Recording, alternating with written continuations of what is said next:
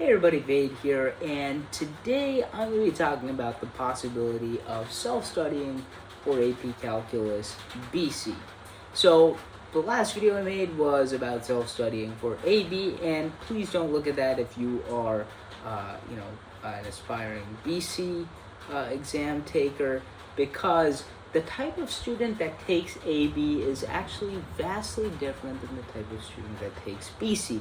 And this can be shown through the scoring distributions for year 2025 this year for both AB and BC, which have been recently released. So we see that BC students, 44% of the BC test takers got a 5.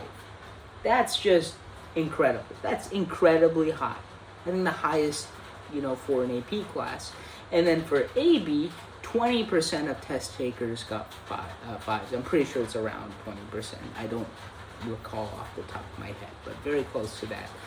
And this is because those who take BC are generally more STEM inclined. They know that they're probably going to use some sort of calculus or higher level math in their major, or that they're just more comfortable with math itself. They're a little bit more motivated towards math.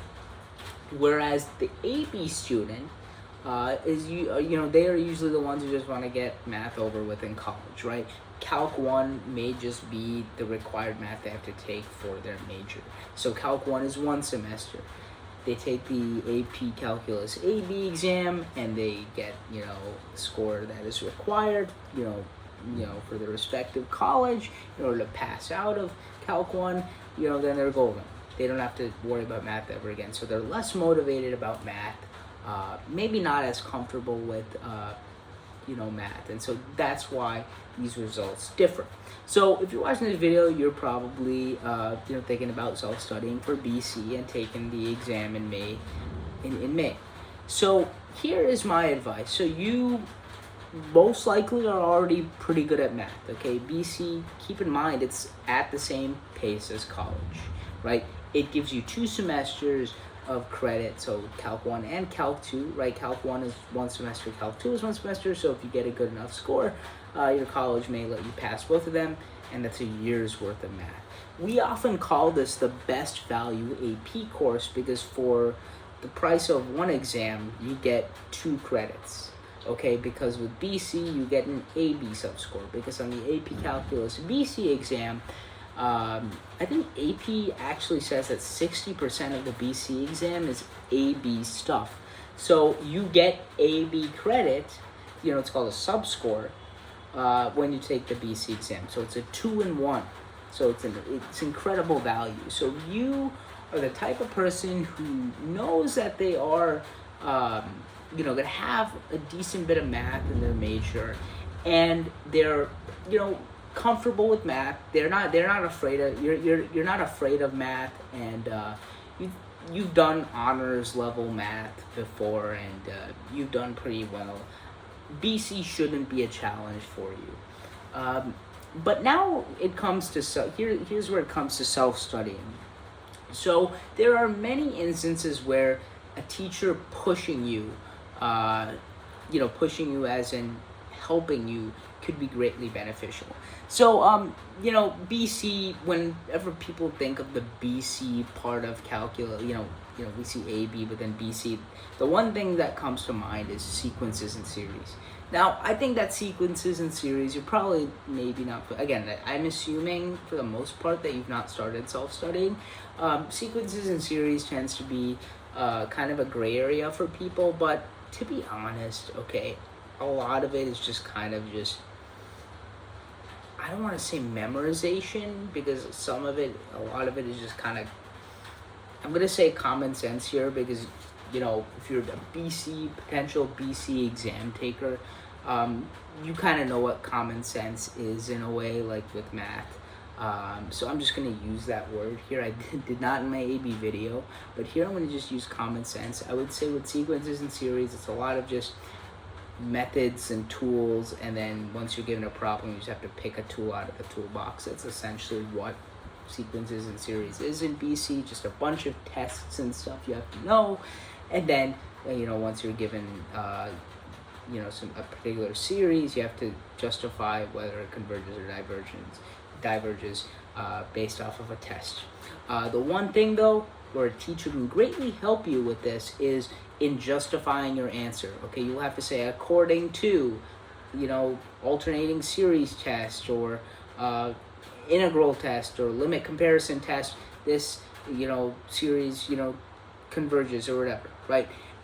That level of justification a teacher can help you with, because AP readers are looking for a certain way answers should be written. Okay, there is a right way of doing it and there's a wrong way of doing it, and AP teachers can really help you with that, because AP teachers, if you have a teacher with you, there's a high chance they've probably been a reader before. They are a reader. They usually go to Kansas City or wherever the reading is every year. There's a high chance, or they're very familiar with the grading process, because usually every AP teacher is familiar with the grading process, as they should be. And so yeah, if you self-study, you're missing out on that, because there's, especially with the justification, there are going to be a lot of instances where on FRQs you'll have to write sentences. Okay, I mean, that's just how it is. Okay, and it's good, because if you're going to be doing, and again, you even have to do this kind of on the AB exam as well, actually. So, but you'll have to do it maybe a bit more on the BC exam, and that's okay, because you're gonna have to do this probably in your respective STEM major. Do some writing with some math in it, so it's really, it's good. I wouldn't say that's really something you only have to do in AP Calculus BC or an AP class. So that's good. I respect that. So yeah, having a teacher can really push you with that, because you want to include certain details in your answers. This is for FRQs, which are a big part of the test. So it's important to know how to format your answers, and that's where a teacher can help you. If you cannot, there is YouTube. YouTube is there to help you. There's also scoring guidelines. I highly recommend. I was a BC student too. What my teacher would do, usually towards the closer to the AP exam, we would have AP review time, and we would look at past FRQs. We look at the scoring guidelines and how the readers actually score FRQs. There'll be student samples. There'll be like an example. There'll be a perfect score. Then there'll be like a majority points were received, and then low score, and we get to see exactly how readers grade FRQs. So I would recommend looking at past FRQs and how they grade it, because those can really help too. And again, teachers usually do that in their classes, so having that push is definitely greatly beneficial to your learning. Another thing is, I talked about this more in my AB video, is kind of motivation.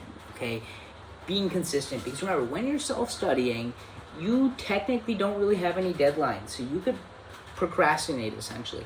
And trust me, it is really hard to prevent procrastination today. I mean, we have all these TikTok, Insta, all this on our phone, and it's really hard to not get distracted by this social media and stuff. And I'm being serious. Procrastination is inevitable for some, even me. I do procrastinate a decent bit, so trust me, I understand. And if you're self-studying, please ensure that you have some level of motivation and discipline to keep yourself consistent. I personally use an app called Notion. Notion is really good. It just keeps you consistent. You have a list of tasks, you put it here, because the idea of just checking something off as done, is just deeply satisfying to the human mind. I've read Atomic Habits by James Clear. I've written a 100-page paper just about this book. And trust me, just the idea of getting things done and checking off a box is very satisfying, and it keeps us motivated. Like this is a game, and we're gonna just keep going.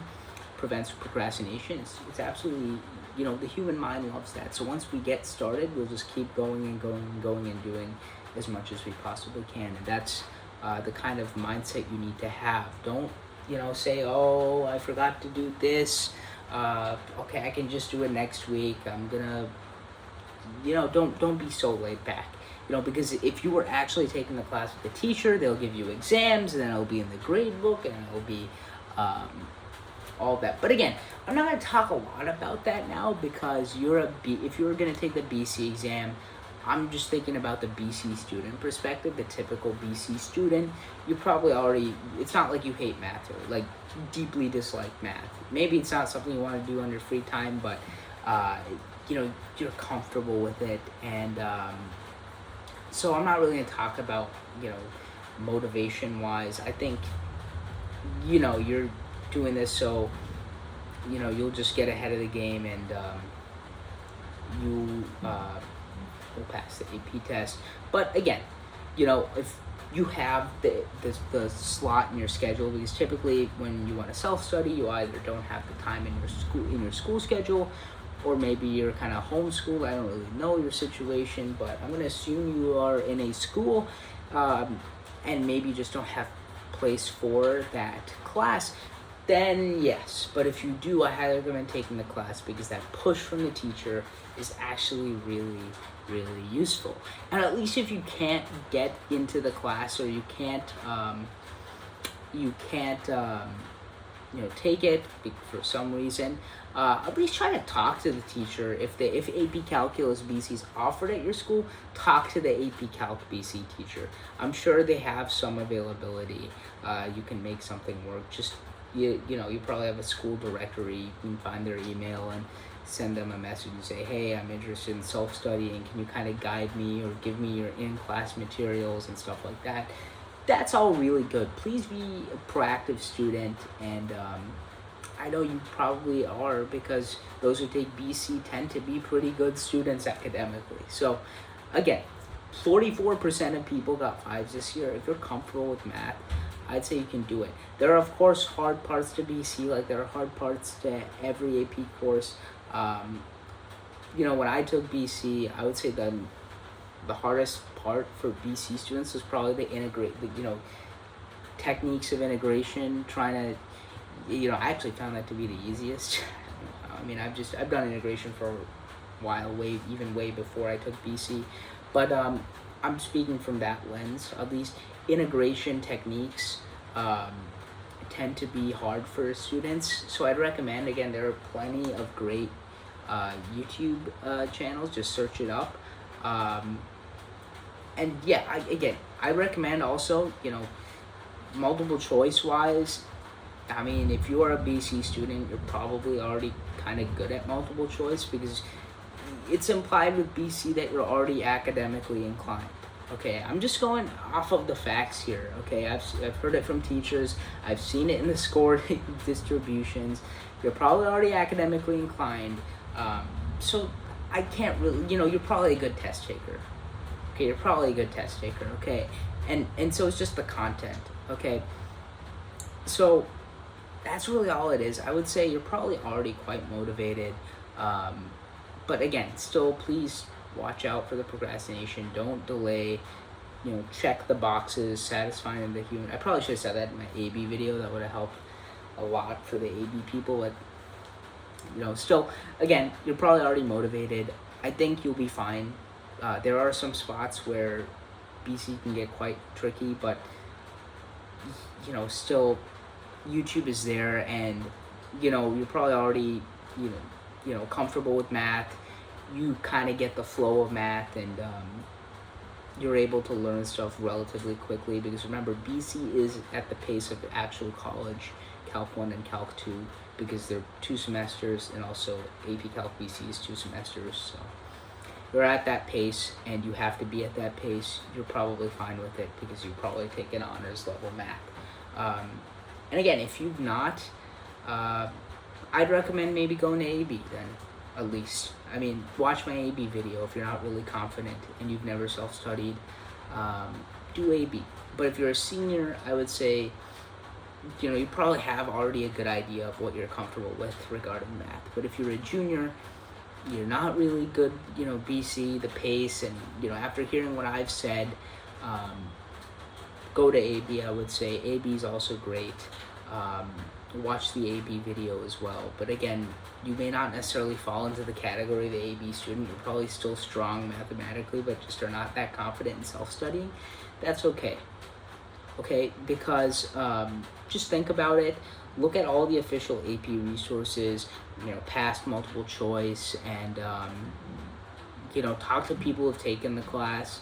I have a bunch of calculus videos out here. I'm going to make a lot more videos regarding advice like this for future kind of students who are wanting to take AP Calc BC / the exam, and AB too. But it's for you guys, BC guys. So yeah, I mean, again, this is just my opinion. You could think I'm wrong. There are many other YouTubers out there who are offering advice as well, but this is just my view of it. Feel free to disregard everything I said. But really, again, you're probably already, academically inclined. So yeah, I mean, I think if you're pretty motivated academically, math's gonna not really disappear from your future. Go ahead, just try to stay off TikTok and not procrastinate. Sorry if there's a lot of thunder and rain. I'm in India right now, near Chennai, and it just started raining. It's kind of rare that it rains around here. Power went off, now it's back on. I think it's generator. I digress. Okay, yeah, I wish you good luck, guys. I think you're already comfortable with math. Not necessarily you love math like me, but you know what you're doing. You'll be good. You'll be golden. Do AB also if you're not really comfortable with the pacing and all that stuff. So, good luck.